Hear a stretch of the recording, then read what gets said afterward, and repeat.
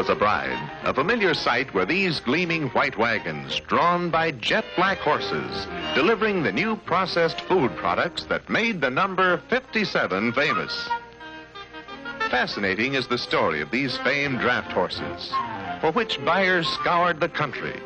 Noted for their appearance, breeding, and care, they were quartered in probably the world's first air-conditioned stables, on floors of cork and asphalt, with daily rub-downs by electric grooming devices. Some people call this a lot of falderall, but even then, Mr. H.J. himself felt that distribution should rank right along with manufacturing and should be of an equally high standard. It just happened that his standards were unusually high. You see, before Heinz, much of a housewife's food was largely seasonal. Not only seasonal, but hard to get, far from where it was grown. It was not enough that the little brick house at Sharpsburg, PA, grew into the big kitchen that spread from coast to coast. The founder and his men realized it was equally important to put the foods where any housewife, anytime, could reach out and get them. So, just as the processing plants were located in the best growing areas, distribution centers were next established in all parts of the country, where they would best serve the customers. Let's see how the system works. Take any of the famous 57 varieties. All right, take ketchup. This housewife did. We knew she was going to, more than a year ago. Oh, we didn't know her name, but we did know that approximately so many shoppers, including hotels, restaurants, and institutions in every community in the United States, would buy so many millions of bottles of Heinz ketchup this year. This survey was made by the Business Research Department. They told planning and distribution, who in turn told manufacturing how much was needed. Manufacturing figured out how many of those special pedigreed tomatoes to plant through their contract farmers all summer. Factory men kept check on the growing crop to make sure the quality and quantity would be right. Comes the harvest, and they know they will have the right amount to fill the demand. Of course, these ripe, luscious beauties, fairly bursting with vitamins, will go into other things besides ketchup. Appetizing juice, nourishing soups, and delicious sauce to combine with spaghetti, baked beans, and other products, including strained baby foods. But let's stick to ketchup as our typical example. The big pack in this line begins in mid or late summer. The New Year's sales start simultaneously. That means the last of the previous pack must be just leaving the grocer shelves. That's a ruling principle of this amazing system, a continuous flow of as many products as possible from the processing plant to the warehouses, to the grocer's shelves, to Mrs. Housewife's kitchen. Something like this. Take one small section of the map.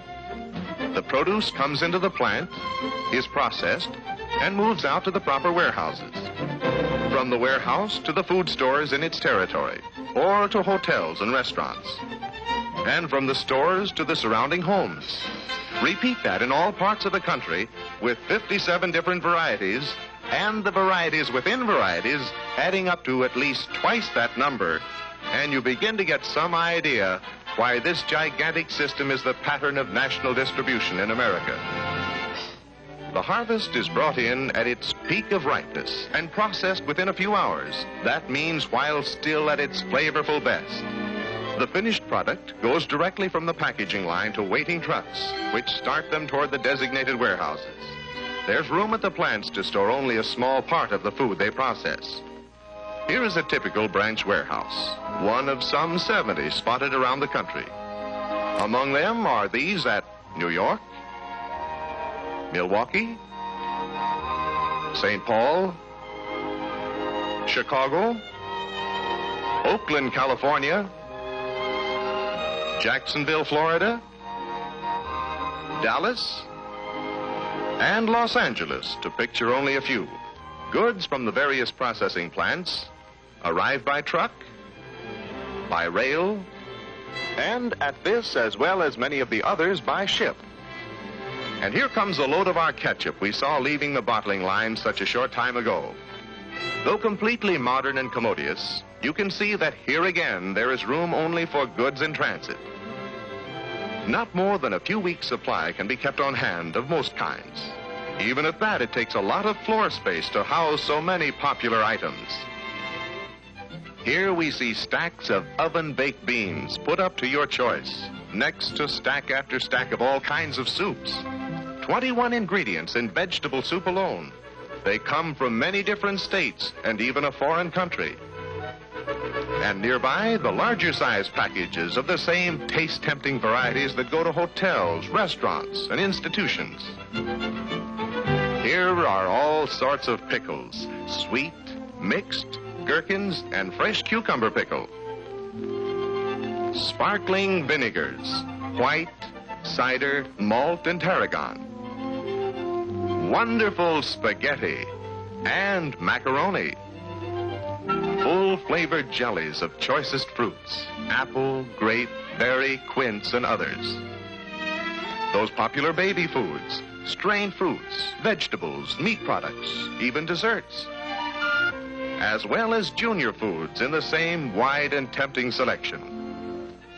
All through the day, the cases come in to be loaded for delivery to the stores. In some of the larger warehouses, the local delivery trucks are loaded at night, so that they can be on their way first thing in the morning when the stores open. These are the glistening white motor trucks that replaced the gleaming white delivery wagons of days gone by. But they too are kept spick and span, as clean and wholesome as the food they transport. So the trucks deliver the goods to the stores in their territory, the last stop before the consumer's kitchens. To make it easy for Mrs. Housewife to reach out and pick any of these cans, jars, or bottles of nourishing, mouth-watering foods, a specially trained company representative is also on hand regularly to assist his friend, the grocer, as well as the restaurant operator, with his inventory and display. But his main job is to keep that stock rotating, to see to it that the amounts delivered are in perfect timing, to maintain that unbroken flow from the big kitchen to Milady's kitchen. It does look appetizing, doesn't it? This one of the 57 we took for our example. Heinz is the world's largest producer of ketchup. Even the shape of the bottle is their invention, designed to expose as little as possible to the air when opened. Of course, we could have taken any other product, for instance, vinegar. We could just as easily have traced its flow from the arrival at the plant of these mountains of lush, golden, russet, and flame-red apples, the movement of their tangy juice to and from the vinegar house in specially constructed wooden tank cars, till it, too, can be bottled, boxed, and delivered here, clear, sparkling, and aromatic, and uniform. Whether you're a housewife in Portland, Oregon, or a bulk user in Miami, Florida, you know that every bottle, every gallon, every cask you buy is always the same. Or we might have taken pickles, one of the most eaten canned vegetables in America, and so on through all the 57. Why have we shown you all this? Because we hope the next time you see any of these products of which we are so proud, that they will rouse in you a mental picture or two. Well, 3 if that's all right with you. So the next time you see a can of, say, Heinz cream of tomato soup, you will see through and back of the famous label baskets of those garden-ripe aristocrats of tomatoes, to be brought together with rich, sweet cream in stainless steel kettles under the loving care of famous chefs who know exactly when to say, "That's it." That is one of the pictures we'd like you to see when you pick up this can. Another is the great network of the national distribution system that maintains for you that flow of freshness for which these foods are famous. And last but not least, the third picture we hope you see is its ultimate use, for which all that's gone before was planned.